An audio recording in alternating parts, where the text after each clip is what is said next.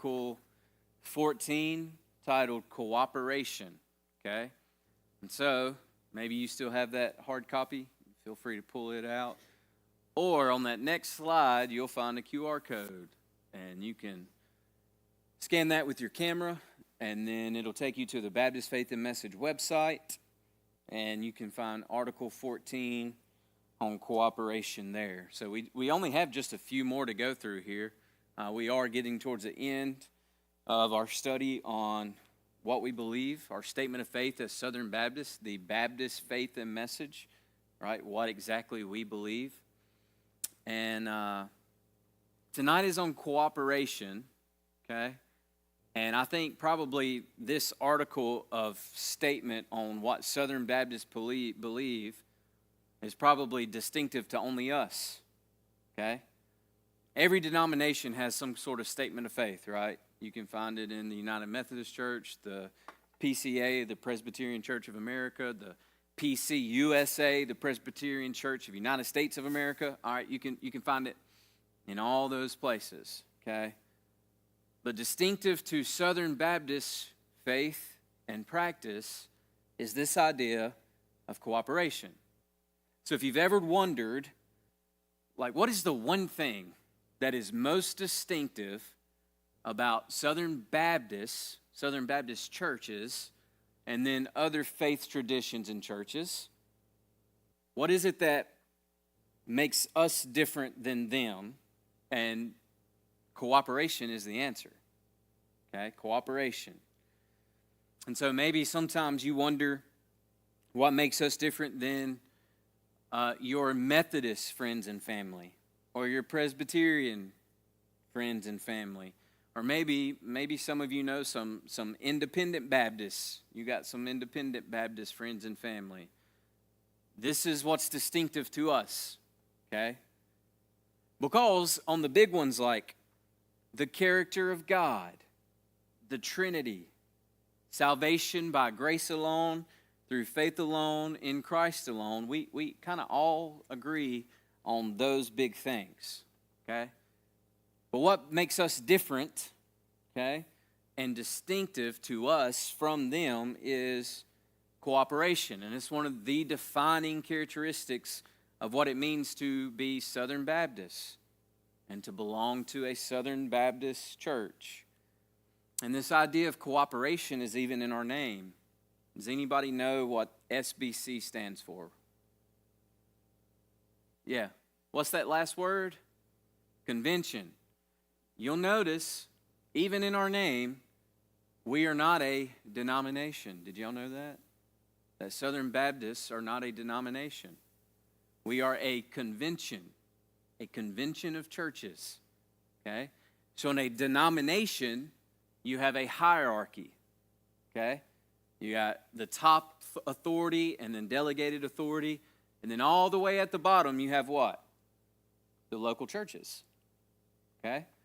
Well, that's totally flipped in the Southern Baptist Convention. Ultimate authority lies where? In the members of each church, the local church, okay? And so we are a convention of churches who come together to cooperate with one another, okay? So we have a National Southern Baptist Convention. We have a Mississippi Baptist Convention. Here in our area, we belong to the Benton-Tipa Baptist Association, right? But the difference is the way that we are structured is none of those entities have any authority over us, right? Does that make sense? Because we voluntarily cooperate with like-minded churches, okay? So the president of the Southern Baptist Convention, does anybody know who he is, what his name is? His name is Clint Presley, okay? He can't walk in our doors and say, Fellowship Baptist Church has to do this. Does that make sense? Okay? And then in every other denomination of churches, you do have that, right? The orders come from the top down to the churches, right? But not in Southern Baptist life. We are a convention and not a denomination. And so you can see this is very distinctive, right? Like it is the defining quality or characteristic of Southern Baptist churches that makes us different than all other churches, all other denominations. Okay? The SBC is a convention of churches, and each church remains autonomous. Now, when we looked at our statement on the church in the Baptist Faith and Message, we talked about autonomy pretty in detail. Does anybody remember what autonomy means? What does it mean to be autonomous? Ma'am? Not exactly. Not exactly. There is a word for that. Unity, and we definitely want to be unified, right? If someone is autonomous, that means they are self-governed, right? Self-governed. You decide for yourself what you will and will not do, okay? And so that's true in Southern Baptist churches. Each church is autonomous. We have every right and authority to decide for ourselves what Fellowship Baptist Church will and will not do, okay? And other faith traditions, other denominations are not set up that way, okay? The orders come from the top down. So if you've ever been a part of a Methodist church, okay, every area, okay, has what's called a bishop. And a bishop has the authority over several of the Methodist churches in that area, okay? And so, if you're familiar with Methodists, like, they don't choose their own pastors, right? The bishops appoint their pastors in what churches they serve, okay? Now, that's a little different because in our area, a lot of Methodist churches are no longer United Methodist churches. They have left the denomination, and now they are independent. But they are not cooperating in any way with other churches. So this is still distinctive to us, even if they've left the United Methodist Church. They're now just an independent Methodist church, okay? So, every church in the Southern Baptist Convention, okay, is autonomous local churches that have voluntarily chosen to work together, okay? That's what we're talking about in cooperation. So let's read that article together, Article 14 on cooperation. Christ's people should, as occasion requires, organize such associations and conventions as may best secure cooperation for the great objects of the kingdom of God. Such organizations have no authority over one another or over the churches. Again, that's very distinctive to us, right? None of these entities, none of these organizations have authority over the churches. Instead, they are voluntary advisory bodies designed to elicit, combine, and direct the energies of our people in the most effective manner. Members of New Testament churches should cooperate with one another in carrying forward the missionary, educational, and benevolent ministries for the extension of Christ's kingdom. Christian unity in the New Testament sense is spiritual harmony and voluntary cooperation for common ends by various groups of Christ's people.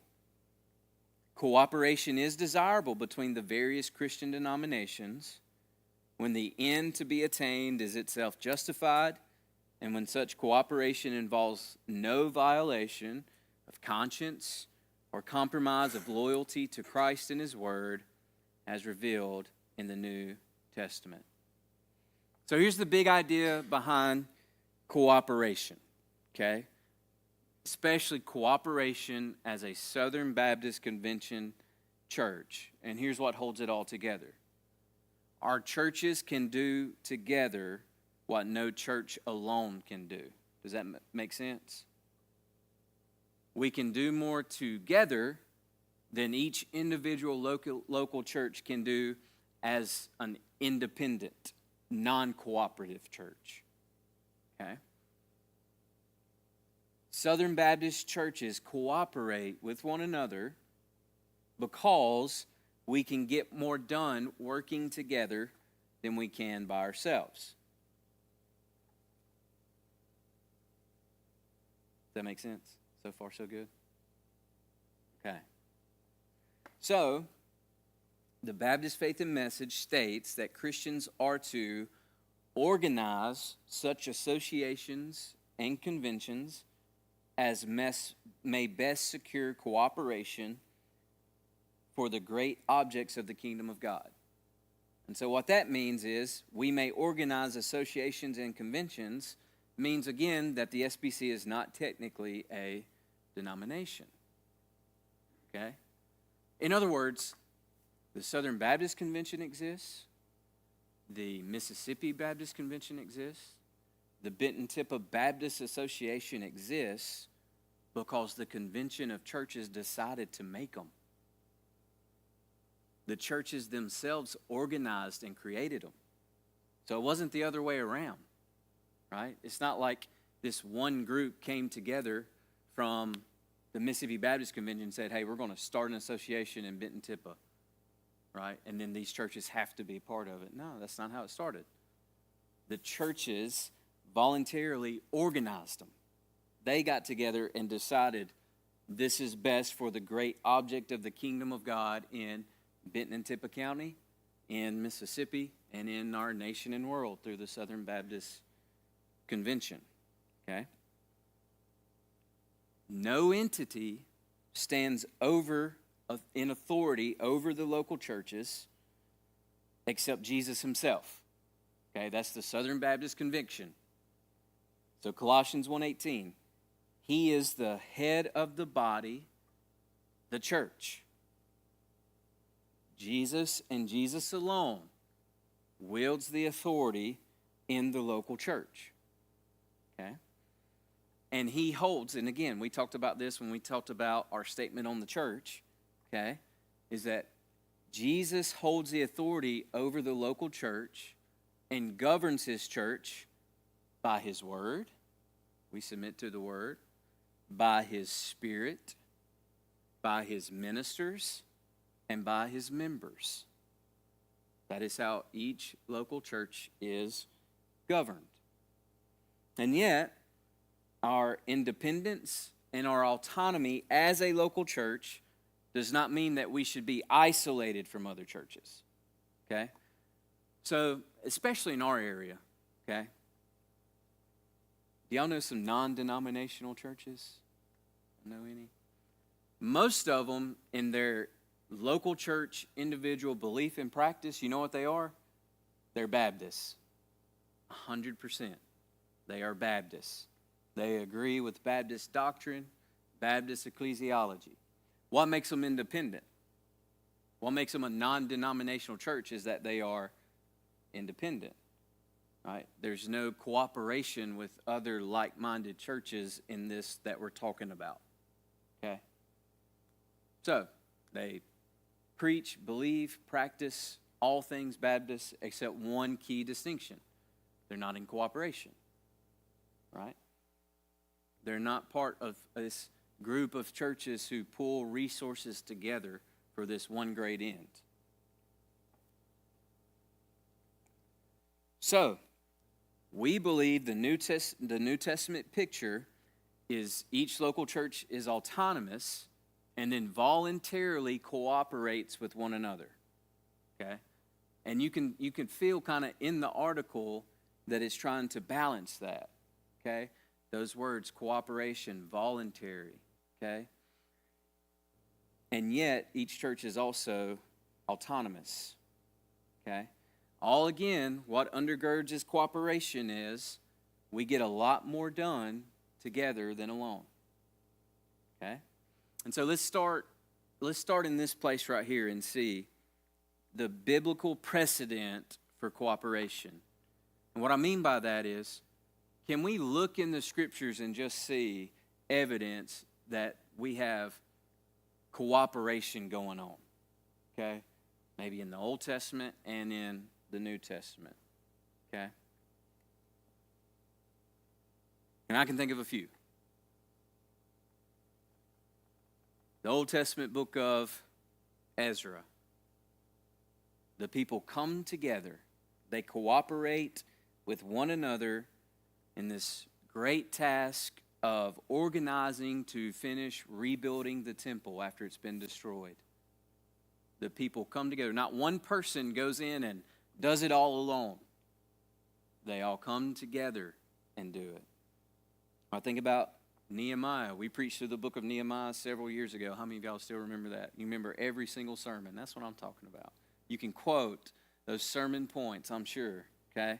But in Nehemiah, the people come together and they work together. They cooperate to rebuild the walls around Jerusalem. Or I think a good picture of this idea of cooperation, of working together to do what you cannot do by yourself, comes in Mark chapter 2. The friends of the paralyzed man, you remember what they do? There's 4 of them, and each one picks up a corner of his mat, and they take him to Jesus. Right? Y'all remember that story?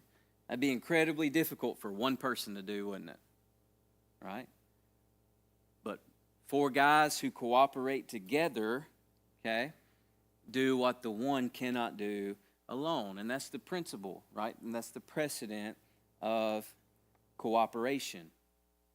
We also see, so now your question may be, okay, I can see that, like individuals coming together to do something what they can't do by themselves, but isn't that what each local church is? Right? And it is, right?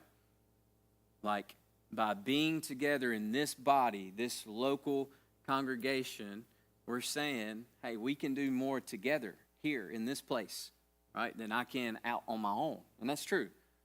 Okay, so I really haven't convinced you yet of why our church should be a cooperative church, right?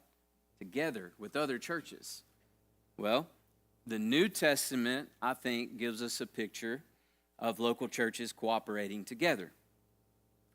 So in Acts 15, and I know I'm summarizing a lot just because we don't have time to look at all of these scriptures about cooperation, but in Acts 15, the churches come together, the churches at Antioch and the church in Jerusalem come together to settle a matter of doctrine. So Acts 15, maybe you've heard it called this, the Jerusalem Council. How many of y'all have heard of the Jerusalem Council? Okay, it's early in the life of the church, right? They all have a Jewish background. They grew up Jewish. They've been circumcised. They've been set apart by the law, okay? Now the question is, what do we do with all these Gentiles who are coming to believe in Jesus?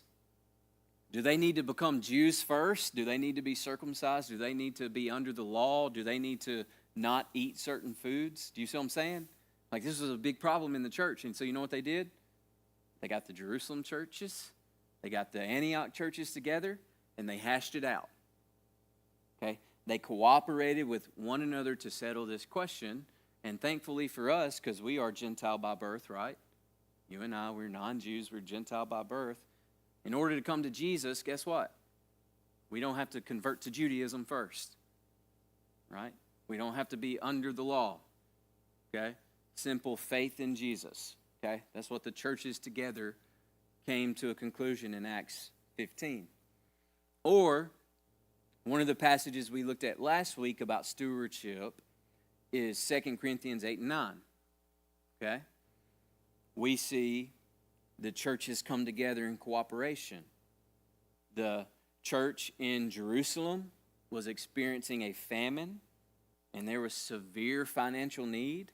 And so Paul writes in 2 Corinthians 8 and 9 that the churches should come together to collect an offering to send to them. Okay? So he says in 2 Corinthians 8, the Macedonian churches came together and they gave this offering. And then he wants the Corinthian church to also give this offering so that they can take this pool of resources from the Macedonian churches and the Corinthian churches and send it where? To the Jerusalem churches. So you have this cooperation of pulling the resources together to send this relief to the churches in Jerusalem. I think that's a great picture of what we're doing as Southern Baptists. Okay, because that's the main mechanism in which we cooperate. How many of y'all, you look at our financial report every month in detail? Or you look over our budget every year before we vote on it? Well, there's a line item in there for cooperative program giving. All right? We set aside as a church a percentage of what is taken in the offering plate, or if you give online, what's given online, what's called our undesignated giving. Okay, that just means it's our general offering. A percentage of that is set aside and sent to the Southern Baptist Convention for cooperation. And we are one of 46,000 churches who do that. Okay? I think somewhere at the end of the year, let me do some math, it's somewhere around, our church will send in $10,000, roughly. Okay? Times that by 46,000. And then there's churches who give more than us that's included in that. And so now we've pulled our resources together in this cooperation so that we do more together than we can do alone. Right? That's the principle. And that precedent is in the scriptures. These independent, local, autonomous churches voluntarily coming together, okay, to accomplish kingdom ministry. Okay?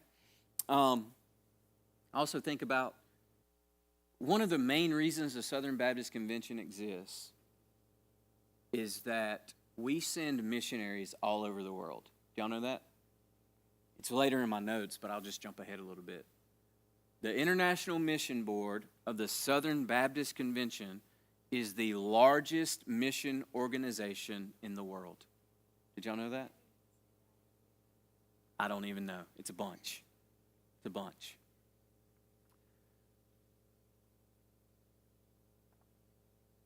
Our cooperation with 46,000 other churches just like us allows us to participate in sending missionaries all over the world. Okay? And the reality is, by ourselves, just Fellowship Baptist Church, here's the reality. We couldn't afford to send one by ourselves. You know that? It is very costly. It is very costly. And yet, because we are a cooperating church, we have a hand in sending thousands of missionaries. How many? Mm-hmm. And then right now, our missionary force on the field is somewhere between 4,000 and 5,000 people. Okay? 4,000 and 5,000 people. Because when we send missionaries somewhere, we send them to stay a long time. 10, 15, 20 years. Some 30 years. They give their whole lives to it somewhere else. In a place with a people who have never heard the name of Jesus. They do not have churches. They do not have the scriptures in their language. And we send missionaries all over the world to those people who, guess what? They've been trained to learn their language. They've been trained to know their culture. And right now, our missionaries are working to translate the Bible into their language. And that is happening all over the world. And what I want to connect home with you is this. Because we cooperate in this convention of churches, like you're part of that. Like you have a hand in that. So, how many of you know what the average Sunday attendance is for a church in the Southern Baptist Convention? I mean, what would be your guess? Just shot in the dark, here's my guess. Under. 90% of Southern Baptist churches are 75 people or less. But what I want you to feel is those little churches all over the country, in some of the most rural areas that you'll ever know. I mean, we're pretty rural, right? But I've been to some Baptist churches in this country that make where we are look like a metropolis. All right? They out there in them woods. And listen, they cooperate with us and other churches like us, and they're sending these missionaries. where do you think the 150 people, all right, that Southern Baptists send out every year in the International Mission Board, where do you think those missionaries come from? Our Southern Baptist churches. They go from sitting in the seat or the pew one Sunday, God calls them to the mission field, and then we have a mechanism through our cooperation that gets them where God's called them to go. Like, that's incredible. Like, if one of you came to me and was like, man, I just feel like the Lord is calling me to international missions in India. Okay? Now, if it was on us, our church, Fellowship Baptist Church, to say, all right, we want you to fulfill that call. All right, so we're going to get you there. Here's $3,000. Good luck. Is that very effective? No. But you know what we can do? I can call the International Mission Board, and I can say, I have this person, this family, called to the mission field. What do I do? And then there's steps.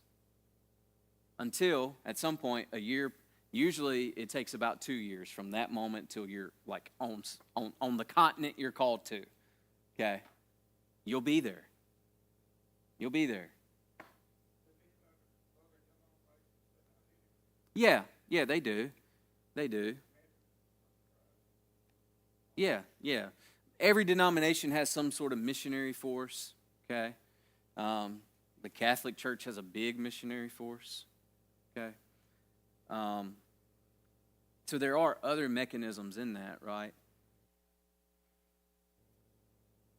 But what distinguishes us is this is churches who are voluntarily doing it, right? Like in those other places, they're just going to take a portion of the money and do it, okay? But we voluntarily do it, okay? Gladly do it and send it. And it is very effective. Yeah, they do. So that's a great question. But what they'll do is, like there was a missionary, he's not foreign. He's in like Louisiana somewhere now from an independent Baptist church. But what they have to do is they'll get, 10 independent churches all over the country to support him.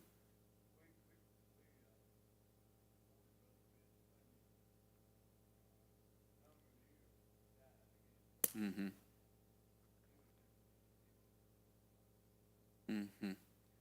So what makes the Southern Baptist Convention, one, efficient, okay, and effective is it's not 10 or a handful of churches that a missionary is dependent on for support. There's 46,000 churches, okay? Because what happens a lot of times in other denominations or in independent churches is they're able to go, and then they're on the field for a while, and then the support wanes. The churches stop giving, and then guess what happens? They have to come home. But every missionary we send out has our full support, right? Our full support. Because no matter where you live in the world, you got to have money. You know that? You got to have a house to live in, got to have utilities, clothes, kids go to school, health care, right? People still work in hopes of someday retiring. There's going to come a point where they're just not physically able to do it anymore, and they got to have something to live on when they come home, right? Our missionaries we send don't have to worry about any of those things because we support them wholeheartedly. We pay their health care. We pay their retirement. Their housing. Like all that is taken care of so that when they're on the field in those countries, guess what they're doing? Ministry. They're doing ministry. And all that's through our cooperation. Any other questions about that? All right, the next thing, I might just have to skip some stuff here. The voluntary nature of cooperation, okay? Every church in the Southern Baptist Convention volunteers to do this, okay? It's not a requirement, okay? It's volunteered, okay? So the Baptist Faith and Message says it is Christian unity in the New Testament sense is spiritual harmony and voluntary cooperation for common ends by various groups of Christ's people. And then it goes on to say, such organizations, that's talking about the conventions and associations, have no authority over one another or over the churches.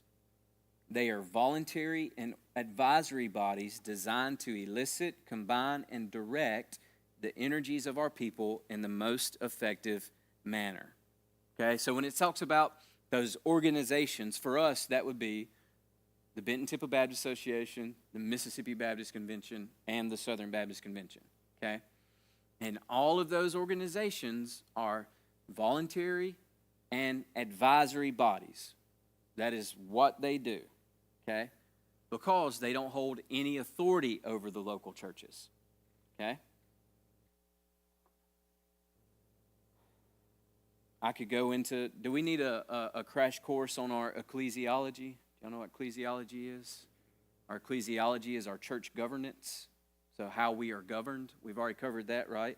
We are governed through autonomy, right? We are self-governed. And what that means is we believe in congregationalism, okay? We've talked about that in the past some, maybe just a little refresher, okay? Congregationalism says that the ultimate authority in each local church belongs to who? The members, the church's members, okay?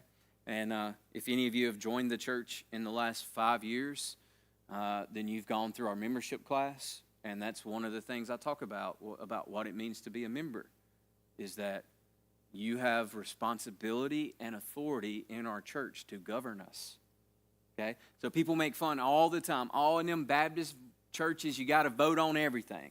You ever heard that? And I say, proudly. Proudly we do. Because in all these other churches, those people don't have a say. Like at all. Somebody else from the top down is telling them what's going to happen. But here, each member, right, through faith in Jesus, filled with the Spirit, okay, decides together with one another what our church will do. Okay?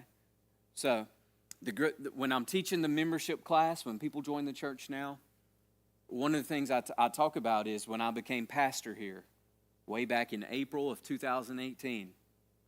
Okay?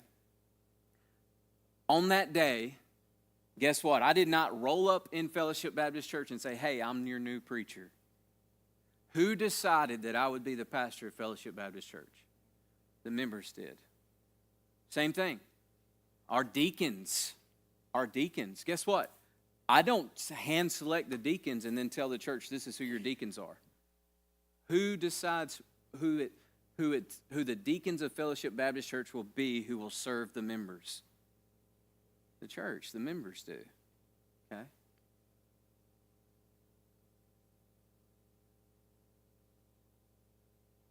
So, again, voluntary cooperation, okay? That goes down to our very governance. And I make such a big deal about this, right? Like, when we decided to build this building, okay, who decided that we would build it and how we would build it? The members did, the church. And listen, that's not true in other denominations, right? So how many of you know someone who was part of a United Methodist Church who began the process to leave the United Methodist Church? Y'all know people? All right, here's the deal. They had to buy that building and that property from the denomination. Did y'all know that? So Ripley United Methodist Church left the United Methodists. And when they did, they had to pay the United Methodist denomination for that building and for that property. Because they didn't own it. The denomination did. Who owns this building and this property? Here. Its members do. Its members do. So, each local church governs itself under the lordship of Jesus. And so the churches make their own decisions about their finances, right? About this building and their pastors and their deacons, okay? And what that means is we voluntarily associate ourselves with our local association, with the Mississippi Baptist Convention, with the Southern Baptist Convention, which means they don't have authority over us, right? When this church decided to build this building, we did not have to go down to the association and ask permission. We didn't have to go to Jackson to the state convention and ask permission, okay? Because we're autonomous, right? We decide for ourselves. And we choose voluntarily to associate in those entities and organizations, okay? And their role, we see there, is to advise us, right? Like we can seek counsel, and they have resources that we can go to help us, okay? But ultimately, they can't tell us to do anything, okay? They provide resources, they coordinate ministry, they facilitate missions, they create opportunities for churches to work together, and that is their one function. It's the only reason they exist. It's why this association exists in Ripley, it's why the convention exists in Mississippi, and it's why the Southern Baptist Convention exists in Nashville, for that one reason, to coordinate missions and ministry among the churches. Okay, questions about that? They can't, but, all right, this may be where the rest of our time goes. That's a good question. Because this is a big deal in the Southern Baptist Convention every year. So, most of the time I go to the convention, okay? And at the convention, I have a vote in what the convention does, okay? And that's because this church sends me as a messenger, okay? So only messengers from the churches, Southern Baptist churches, vote at the convention, okay? So if there's a church, and no, so it all depends on different factors. Your attendance, your membership, and your giving depends the number of messengers, and the verbiage is that will be seated. So like last year, we could have had 10 messengers from our church. Now, it's hard to get 9 other people together to go take off 3 days and end up it was in Florida, okay, in Orlando. All right, difficult. But anyway, all right. So only the messengers at the convention have a vote. Now, what we can do is say this church, who is a Southern Baptist church, but who are now outside our faith and practice, okay? We can say they are outside the scope of what we cooperate around. And we can remove them and say, no, you can't be a Southern Baptist church anymore, okay? But what we cannot do is go in and say, okay, you have to change this, because they're voluntarily cooperating. Does that make sense? Okay. Did that answer the question? Somewhat? Right? I mean, maybe your mind's like, well, that's just kind of a workaround, right? But like,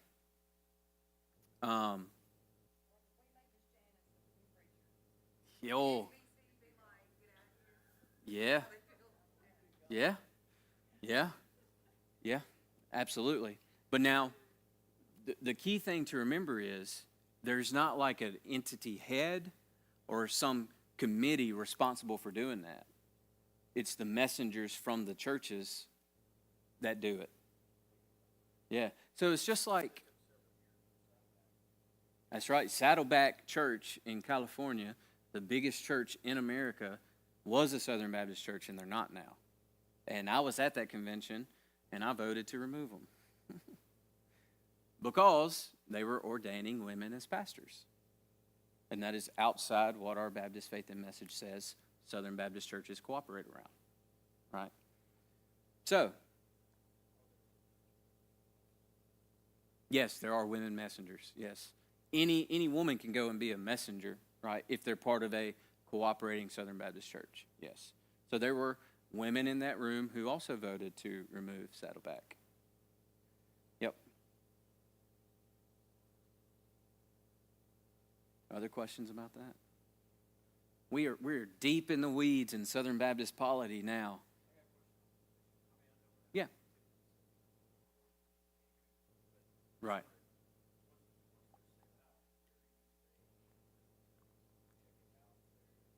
Oh yeah. Oh yeah. Oh yeah. And all of that is handled at the International Mission Board. So that mission board will have, like, each missionary has to sign a code of conduct, a statement of belief, some kind of contract about the work that'll be done. And yeah, at the end of the day, they're missionaries, but they are also employees, right?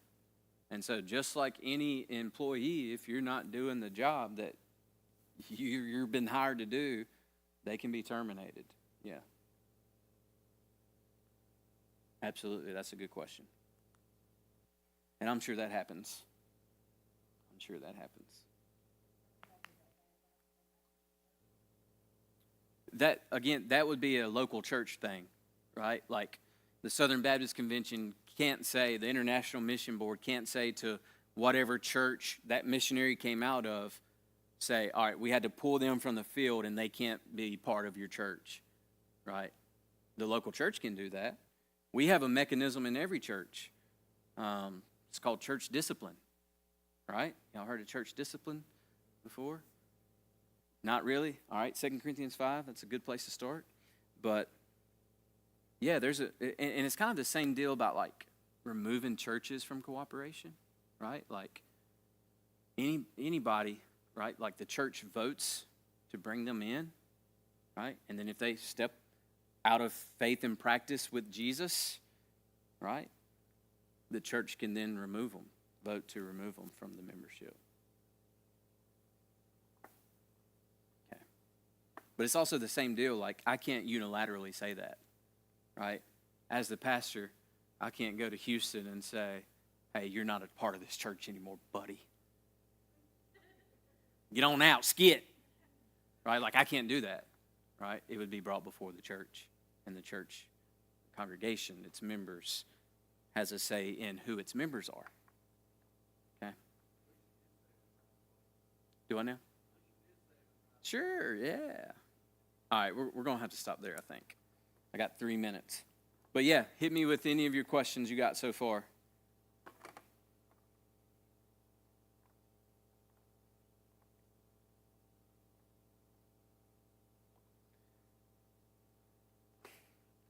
So we also have in our convention, in the Mississippi Baptist Convention, and in the Southern Baptist Convention, okay, one thing people talk about, committees, okay? We have committees. I serve on a committee in the Mississippi Baptist Convention, and about twice a year I got to drive to Jackson for a committee meeting, okay? But even there, all the committee can do is bring recommendations, right? Like the committee cannot unilaterally decide, hey, this is what we've decided, this is what we're going to do. The committee does the work, then the committee brings it to the body, and then the body votes and decides.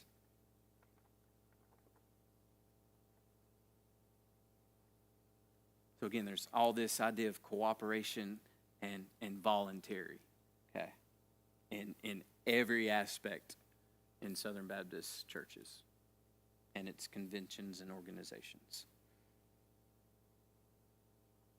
Other questions? Got 2 minutes. Or how many of you, the thought that the Southern Baptist Convention is not a denomination, like that's a new thought for you? Never heard that before. Cool. Good. So now you can correct people, right? You belong to the denomination of the Southern Baptist Convention. No. I belong to a convention of churches that are Southern Baptists.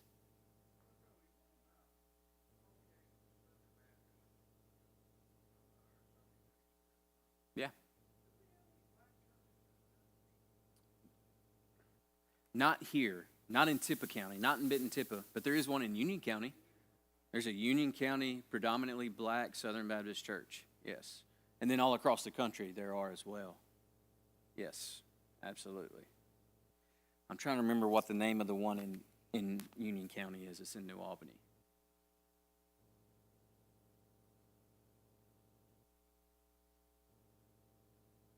I can't remember, but for several years they were the shoebox drop off for us for a long time. That's where. Mm-hmm. Something Tucker. Mm-hmm. Yep. I can't remember his name. But yeah, they're a Southern Baptist church. Yep. Good question.